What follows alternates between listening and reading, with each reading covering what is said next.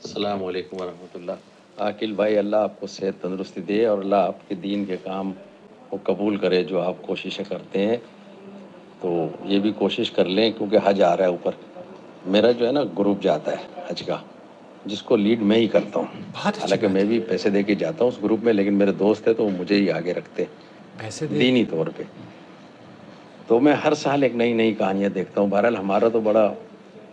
اصول سے ہوتا ہے۔ اللہ الحمدللہ، اللہ کا بڑا شکر ہے کہ بریلوی دیوبندی سارے ہوتے ہیں گروپ میں، لیکن وہ یکسو ہو کے میرے پیچھے ہی پڑھتے ہیں نماز۔ تو ہم بالکل سنت کے مطابق مینا میں، عرفات میں، مزدلفہ میں بالکل سنت کے مطابق پڑھتے ہیں، سمجھے۔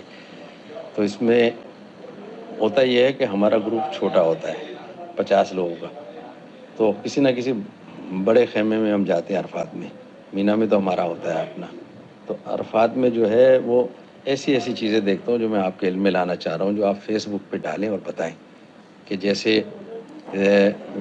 2017 میں میں جس خیمے میں تھا، کیونکہ خیمہ عرفات میں ہوتا ہے کوئی 350 آدمیوں کا، تو ہمیں 50 کی جگہ دی جاتی ہے۔ تو میرے گروپ اتنا لمبا چوڑا آپ یہ تو تقریر کر رہے ہیں بھائی میرے۔ صرف سیدھا اور سچا سا سوال یہ ہے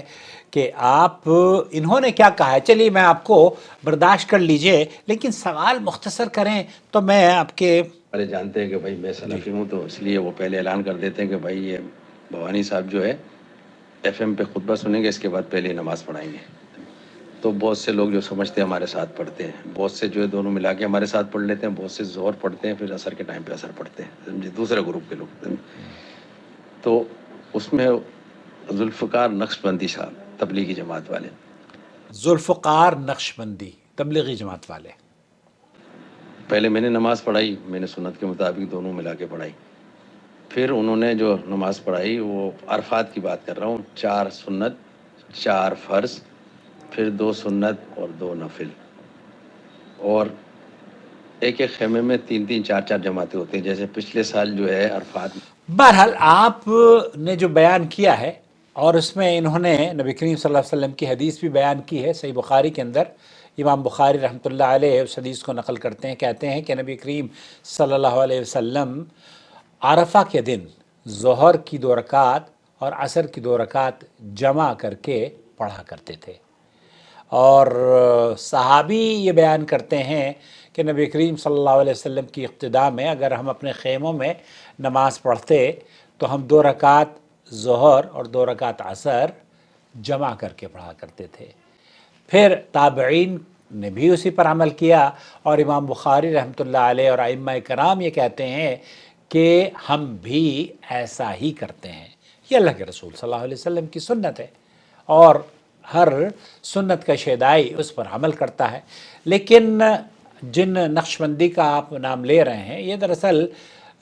حنفی مذہب سے ان کا تعلق ہے، دیوبندی ہیں، اور دیوبندیوں کی ایک بڑی مشہور زمانہ کتاب ہے معلم الحجاج، وہ میرے پاس موجود ہے۔ اس میں تو حد کر دی۔ پچھلے دنوں ایک آدمی میرے پاس آیا یہیں پر، وہ غالباً دیوبندی تھے اور وہ ان کے غالباً کیا یقینی طور پر دیوبندی تھے، اور وہ مجھے کہنے لگے کہ 35 سال سے میں مکہ مکرمہ میں رہتا ہوں اپنے بچوں کے ساتھ، لیکن یہ آج مجھے پتا چلا ہے کہ ہم غلط کرتے تھے۔ وہ جب مدینہ منورہ جائے اور واپسی پر واپس مکہ جب جانے لگیں تو ڈائریکٹ مکہ نہیں جاتے، بلکہ کہتے ہیں کہ ہمیں علماء نے بتایا کہ آپ 2 3 گھنٹے مٹر گشتی کرو جدہ میں، اور اگر آپ بغیر احرام باندھے مکہ مکرمہ میں داخل ہو گئے تو پھر آپ کو دم دینا پڑے گا۔ اعوذ باللہ۔ تو میں نے کہا دم دینے کے لیے جو انہوں نے شرط لگائی ہے وہ درست نہیں ہے۔ شیخ کیا کہتے ہیں یہ سنیں، اور اس کی مختصر اگر کر لیں اس گفتگو کو تو بہرحال آپ نے جو سوال کیا ہے وہ سوال بالکل واضح ہے، اور وہ احناف کا موقف ہے۔ اس معلم الحجاج میں یہ کتاب ہے، بڑی مشہور زمانہ کتاب، انہوں نے لکھا ہے کہ آپ سعودی عرب کو بھی مشورہ دیا ہے کہ یہ جو حاجی ریاض سے آتے ہیں نا حج کا خطبہ دینے کے لیے، یا جدہ سے یا مکہ کے لوگ حج کا خطبہ دیتے ہیں اور 2 رکعت ظہر اور 2 رکعت عصر کی پڑھتے ہیں، تو سعودی حکومت کو یہ مشورہ دیا ہے انہوں نے معلم الحجاج میں کہ آپ ان کی گاڑیوں میں پیٹرول ڈلوا کے 3 دن کے لیے ان کو مٹر گشتی کروائیں تاکہ یہ مسافر ہو جائیں، اور پھر یہ جب آ کے نماز پڑھائیں گے تو سبھی مسلک اور منہج کے ماننے والے ان کے پیچھے نماز پڑھیں گے اور ہماری بھی نماز ہو جائے گی، تو ہمارے مذہب کا خیال رکھا جائے۔ تو یہ مذہب پرستی کے جو قائلین ہیں لوگ، وہ ہمیشہ سے اس بات کا پروپیگنڈا کرتے رہے ہیں، بلکہ لوگ تو روکتے بھی ہیں امام حرم کے پیچھے نماز پڑھنے سے۔ مجھے خود روکا امام حرم کے پیچھے وطر کی نماز، کہتے ہیں آپ کی وطر کی نماز ہوئے گی نہیں امام حرم کے پیچھے۔ جب میں دیوبندی تھا تو میں نہیں پڑھتا تھا۔ تو اللہ کا شکر ہے الحمدللہ، آپ لوگوں کی جد و جہد اور آپ لوگوں کی کاوشوں کے نتیجے میں اللہ سے دعا ہے کہ جو لوگ آپ کے پیچھے نماز پڑھ رہے ہیں انہیں اللہ کرے کہ سعودی عرب سے واپسی پر اگر کچھ وہ لے جا سکتے ہیں تو کھجور اور زمزم کے ساتھ ساتھ اپنے دامن میں توحید کی نعمتیں، توحید کے موتی بھی سمیٹ کے لے جائیں، کیونکہ یہ وہ موتی ہے، یہ وہ توحید ہے، یہ وہ دولت ہے جو آپ کی اس دنیا میں بھی کام آئے گی اور آخرت میں بھی کام آئے گی۔ تو سنت یہ ہے کہ آپ ظہر اور عصر کی نمازوں کو ملا کر پڑھیں، اور سنت یہ ہے کہ چونکہ اللہ کے رسول صلی اللہ علیہ وسلم نے فرمایا نا خذوا عنی مناسککم، حج کے جو حکام ہیں ان کا تعلق سفر اور حضر سے نہیں ہے، ان کا تعلق نبی کریم صلی اللہ علیہ وسلم کی سنت سے ہے۔ آپ علیہ السلام نے عرفہ میں مغرب کا وقت ہونے کے باوجود مغرب عرفہ میں نہیں پڑھی، بلکہ آپ علیہ السلام نے وہاں سے نکلے اور پھر مغرب اور عشاء مزدلفہ میں پڑھی ہے، دونوں کو جمع کر کے۔ تو آپ کو یہ چاہیے کہ نبی کی اتباع اور فرما برداری کرتے ہوئے جو نمازیں مسجد نمرہ میں یا عرفہ کے میدان میں اللہ کے رسول صلی اللہ علیہ وسلم نے ظہر اور عصر کو جمع کر کے پڑھا ہے، آپ ظہر کو جمع کر کے پڑھیں، عصر کو جمع کر کے پڑھیں دونوں کو، اور اس میں بحث و مباحثے میں پڑھیں گے تو یقین جانیے یہ وہ قیمتی دن ہے جس دن کی فضیلت اللہ کے رسول صلی اللہ علیہ وسلم نے فرمایا الحج عرفہ، یہ حج کا دن ہے۔ اور حج کے دن آپ اسی چکر میں لگے ہوئے ہیں کہ نقش بندی کے پیچھے پڑھوں گا یا سحر وردی کے پیچھے پڑھوں گا یا بغیر وردی کے پیچھے پڑھوں گا۔ وہاں تو ایک ہی وردی ہوتی ہے، وہ ہوتی ہے صحیح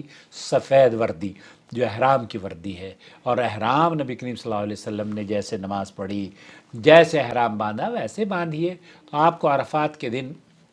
اگر اللہ تعالیٰ آپ کو حج بیت اللہ کی زیارت سے مال مال فرمائے تو ظہر اور عصر کو ملا کر پڑھیے، بہتر یہ ہے۔ اور اگر آپ یہ چاہتے ہیں کہ ہم اپنے مذہب کے مطابق پڑھیں تو پھر آپ کی مرضی ہے، پھر یہاں سے